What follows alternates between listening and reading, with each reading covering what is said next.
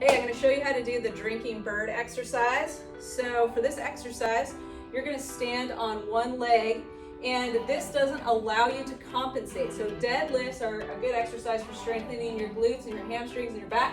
The problem with deadlifts is it allows you to compensate. So if you have a weak leg, the stronger leg is going to be helping you with that load.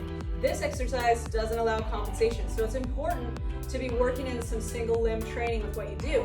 And if you're over 30, just take those deadlifts out. It's not even really good for your back to be loading it that way, double leg with weight. Just stop doing that and do it single leg instead.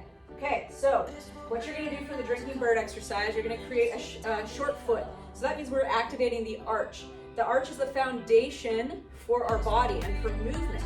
So we want to really make sure that we are getting good activation of the arch so that everything else that we do above is going to be proper. So you're going to be pushing your toes into the ground and hold them in just a little bit, and you'll feel how that causes your arch to lift. All right, so we want the actual first joint of your big toe to still be in contact with the ground while you're doing this. Don't let that lift up. Also, think about keeping your knee in line with your second toe, and you'll find you have to activate your glutes. So you have to activate these glute muscles while you do that, okay? You'll feel those muscles turn on. Okay, so we're gonna be holding that position, then we're gonna reach down towards your knee, and you're reaching back with the other hand to counterbalance while you're maintaining that position of knee in line with the second toe and that arch activated, okay? You're kicking your other leg back, all right, and then you're gonna come back up. So it's really important that you're not rotating out as a compensation pattern for this.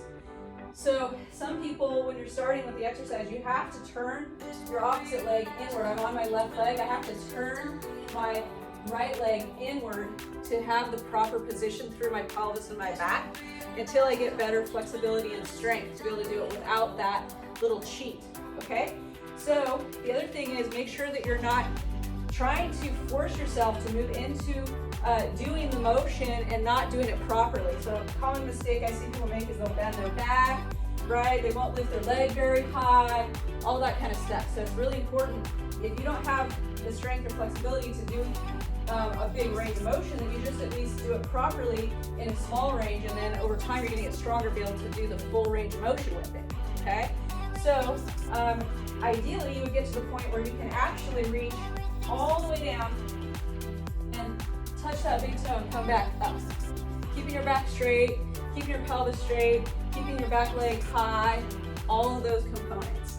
And when you can do all of that properly, then we can start talking about loading it with some dumbbell or with a band. There's ways to do that, which we can show you. So it's important that you do this with some help, somebody watching you to make sure that you're getting it proper. And so if you don't have somebody who knows what they're doing to watch that your technique is correct, you can join our group classes, and that's a great way to get some coaching to make sure that you're proper with your technique so you can get the most out of the exercise. Thanks for watching.